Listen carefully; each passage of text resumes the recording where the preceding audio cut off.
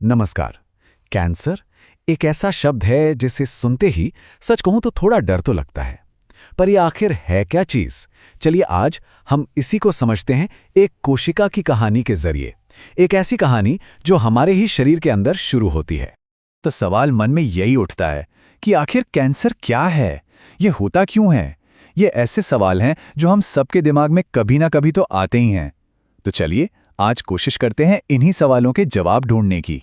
तो चलिए इसकी बिल्कुल जड़ तक चलते हैं।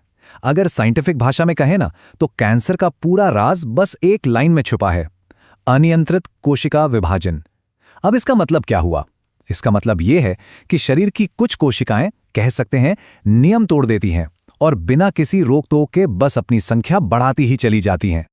और यहीं पर असली फर्क साफ दिखता है। सोचिए, एक तरफ है हमारी सामान्य बिल्कुल अनुशासित कोशिकाएं।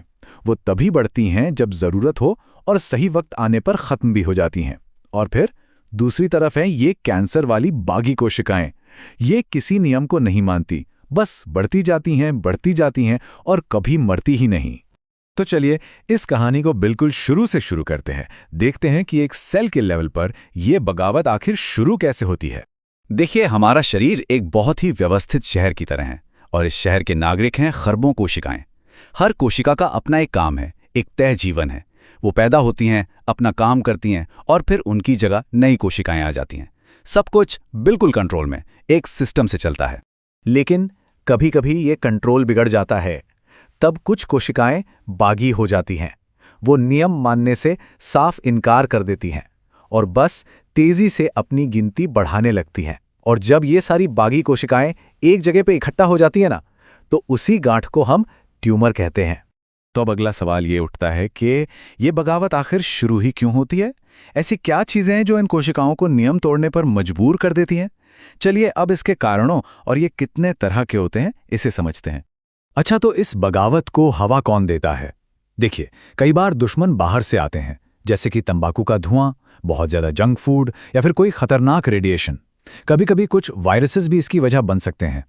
और तो और कई बार हमारे अपने जीन्स में ही कोई गड़बड़ी इसकी वजह बन जाती है।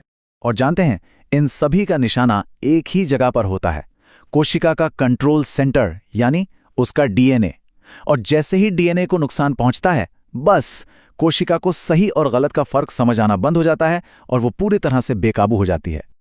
और ये बगावत शरीर के किसी भी हिस्से में हो सकती है, जिससे अलग अलग तरह के कैंसर होते हैं।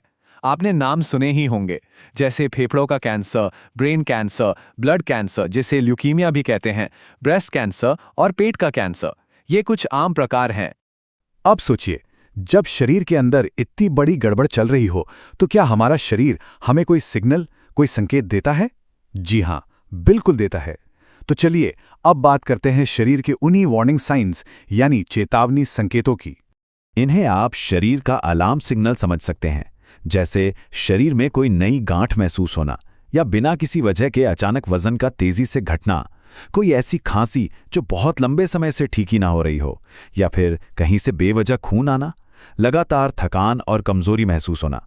ये सब संकेत हैं कि हमें सावधान हो जाना चाहिए। तो एक बात हमेशा याद रखने वाली है, अगर ऐसा कोई भी लक्षण महसूस हो तो उसे बिल्कुल भी नज़रअंदाज ना करें। बिना देर किए डॉक्टर से ज़रूर मिलें, क्योंकि इस लड़ाई में सही समय पर जांच करवाना ही सबसे बड़ा हथियार है। अब बात करते हैं उम्मीद की। मान लीजिए कैंसर का पता चल भी गया, तो उसके खिलाफ लड़ाई लड़ी कैसे जाती है? चलिए अब ये देखते हैं। ये सच है कि ये एक बहुत बड़ी चुनौती है, लेकिन लड़ाई हारी नहीं है। आज हमारे पास इससे लड़ने के लिए पहले से कहीं ज्यादा ताकतवर तरीके मौजूद हैं। साइंस ने वाकई बहुत तरक्की कर ली है। इसे एक प्लान के साथ किए गए जवाबी हमले की तरह समझिए। सबसे पहला तरीका है सर्जरी, मतलब सीधे ट्यूमर को ऑपरेशन से निकाल देना। दूसरा है कीमोथेरेपी। इसमें खास दवाइयों का इस्तेमाल होता है जो शरीर में घूम घूम कर इन बागी कोशिकाओं को ढूंढकर खत्म करती हैं। तीसरा है रेडिएशन थेरेपी, जिसमें हाई एनर्जी किरणों से सीधे कैंसर सेल्स पर निशाना साधा जाता है। और एक और बहुत ही एडवांस तरीका है इम्यूनोथेरेपी।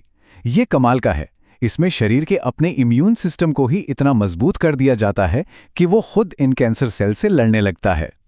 हाँ, एक बात समझनी बहुत जरूरी है, हर किसी का इलाज एक जैसा नहीं होता। ट्रीटमेंट इस बात पर निर्भर करता है कि कैंसर किस तरह का है, कौन सी स्टेज पर है और मरीज की सेहत कैसी है। लेकिन ये लड़ाई सिर्फ इलाज तक ही सीमित नहीं है। सबसे अच्छी लड़ाई तो वो है जिसे होने ही न दिया जाए। हम खुद भी रोकथाम की एक मजबूत ढाल बना सकते हैं। कैसे? अच्छी आदतें अपनाकर, जैसे तंबाकू और धूम्रपान छोड़ना, हेल्दी खाना खाना, रोज एक्सरसाइज करना, धूप से अपनी त्वचा को बचाना और हाँ, समय समय पर हेल्थ चेकअप करवाते रहना। इससे हम कैंसर के खतरे को काफी हद तक कम कर सकते हैं। और अब सबसे आखिरी और सबसे जरूरी बात। देखिए, कैंसर एक गंभीर बीमारी है, इसमें कोई दो राय नहीं है। लेकिन उम्मीद की सबसे बड़ी किरण यही है कि अगर इसका पता सही समय पर चल जाए तो इसका इलाज पूरी तरह से संभव है, इसे हराया जा सकता है।